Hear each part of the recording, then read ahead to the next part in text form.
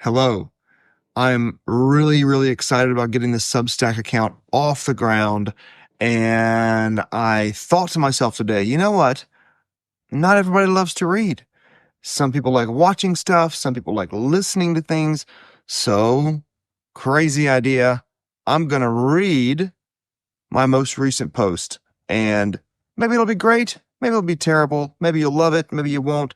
We'll try it. And maybe it'll be something we end up doing. But here we go. Me reading my last post by me, Philip Cox. And they sprinkled the what? Where? Returning to the act of ritual. Coffee pods just might be the worst invention of all time. Not unlike Arthur Dent's infuriation with the Nutramatics drink synthesizer concocted by the good people at the Sirius Cybernetics Corporation, a little Hitchhiker's reference there, I often find myself lamenting to the pod machines. It's ground coffee and a bit of hot water. How can you get it so wrong? Not only is it bad, it's fast. It's too fast. For me, there's something special, something meaningful, and might I venture something sacred about the coffee-making process. Most mornings, I shuffle to my beautiful espresso machine, still topping the charts for the greatest Christmas gift I've ever received. Total surprise, totally awesome. Thanks, doll. I stand before it, face to face, and we begin. Machine on. Water, 90 degrees Celsius, and I scoop the beans, pour them into a cup, weigh 18 grams. Spritz with water, utilizing the Ross droplet technique for static reduction. I pour it into grinder, grind, remeasure. Still 18 grams. Pour into the portafilter, insert into the group head, pour shot, 28 seconds, 36 grams. These numbers will either reveal or betray a true grind and tamp. Pour back into the drinking cup a beautiful piece of pottery made by Suze in a class that she took a few years back. Steam milk, 60 degrees Celsius, and I'm loving oat milk these days. Pour the milk into the cup, move into the sunken living room, and pour myself into a soft chair and love my coffee. Now, one might sympathize with the pod. It is simple, it is easy, but it gives the what without ever asking the why, which, by the way, is a baseline distinction between information and wisdom. Information gives what, wisdom says why. And I find something similar happens with rituals. What begins as a profound and beautiful thing slowly finds its way to a dull and meaningless routine that ends up being far removed from its source. I was talking to a dear friend a little while back. He was a good thinker and a lecturer in philosophy, and he surprised me when he told me how much he despised rituals. He said he felt they sucked the life out of, well, life. But maybe rituals in and of themselves aren't the problem. Maybe it's what we mean by ritual, or the memories that flood back in when we hear the word ritual. Things like boring religion or tired stories, lists of shoulds and shouldn't, and an idea of God that's disconnected from anything related to our actual lives. Maybe that's what trips us up. And if so, fair enough. I'm totally with you.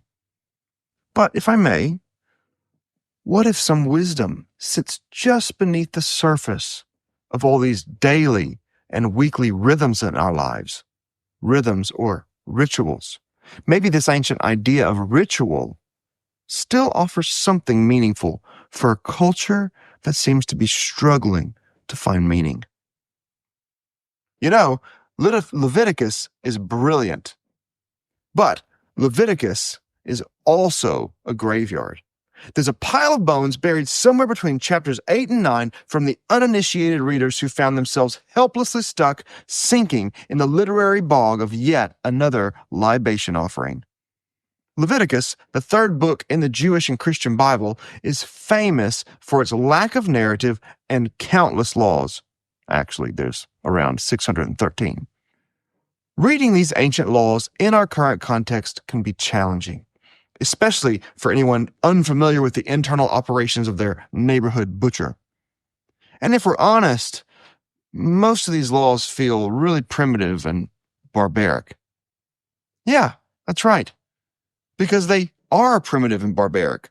The world they were written in was primitive and barbaric. Nothing like us highly evolved, consciously awake people of today, of course.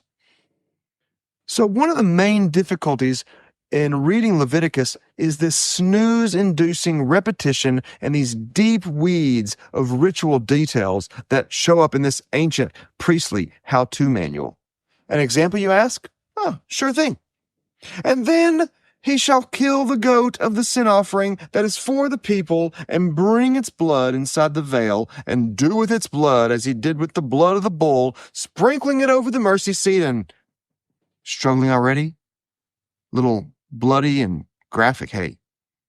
Why bother with this gruesome and outdated Leviticus anyway? Now that I think of it, better off sticking to our modern day enlightened society. Plus, I need to wrap this up and get back to my movie. I'm halfway through the latest installment of John Wick. But we've made it this far, so maybe back to Leviticus for a minute. It's worth noting that this group of people that Leviticus is written to, they were from a tribe that had just been rescued from hundreds of years of slavery. History has a way of shaping our identity. History of a slave has a way of shaping identity. Trauma has a way of shaping our identity. Epigenetics explores that field. So naturally, questions begin to arise with this newfound freedom. Now that we're here, now that we're free, what are we going to do? Who are we going to be? And so God speaks. And yes, the details of the speech come in relation to its time and its place in history, but at a deeper level, these rituals are showing Israel how they can begin reordering their lives now that they're out of Egypt and out of slavery. Stand there, hold this, pick up that, sprinkle here, cook those, don't eat that. These details, which dealt with both their relationship with God and their relationship with each other, created distinctions for Israel as a freed people. And it's these distinctions that begin to shape their identity for the future. A future that's secure in God's care rather than in Pharaoh's service. Then, something remarkable happens at the end of chapter 9. When the Israelites see these rituals performed for the very first time, they are overwhelmed. And so they do this great shout with joy, and they fall flat on their faces in awe and wonder, an experience I've yet to have in reading Leviticus. Of course, for those still with me, and those hanging in there with Leviticus, the question still exists. So what? We don't have rituals. We don't have blood to sprinkle or tents to go in or goats to whatever you do to a goat. Why does this matter? Because at the heart of these rituals lies a picture of the world recognizing that life is being held by someone far bigger than us, and thank goodness.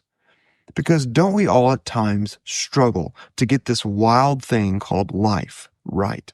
With its relationships and hard work and tears and searching for meaning and purpose, struggles with ambition, selfishness, beauty, regret, conflicting narratives, resentments, hope, and an internal cosmos that's as complex as the cosmos out there. And couldn't we all honestly use some help in knowing how to order our world in such a way that it begins to make some sense for us and for our community? So amidst the sticky and icky of sacrifices and ancient law code, Leviticus reminds us of this simple and yet profound fact. When it comes to reordering our lives, details matter. ritual matters. And sure, it's true, I don't have an altar, but I do have coffee and a bed to make and laundry to fold and articles to write and roads to drive on and dinners to make and friends to love and loved ones to forgive and kids who really need me to be present. And I could phone it in. I could settle for the coffee pod.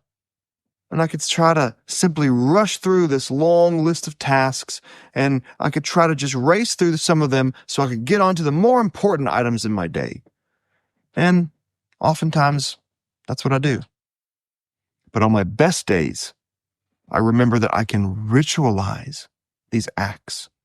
On those days, the seemingly boring, repetitive, mundane details in the Leviticus areas of my life stop being insignificant interruptions and they become holy. It's then that with the Apostle Paul, I can see how the entirety of my life could be lived as a sacrifice. It's in those moments I begin to sense that my life is being shaped towards something new and something good.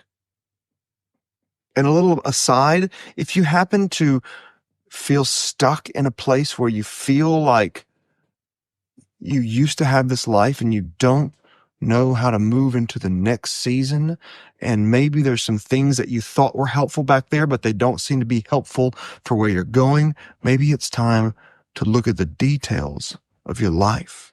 Maybe it's time to begin to reorder and make distinctions and say, that piece was for there, this piece was for there, this is what I need for going forward, and we need to begin making new distinctions in our life to mark where we've come from and where we're headed. End of the aside. These choices, being present to my coffee and to my kids, and they always involve sacrifice. Because there are countless other things and other places and thoughts or whatever that I could be going to, that I could be thinking about or giving my energies to, but here I am, making my coffee, recording this video, whatever you're doing, here I am, doing it one detailed, repetitive, beautiful step at a time.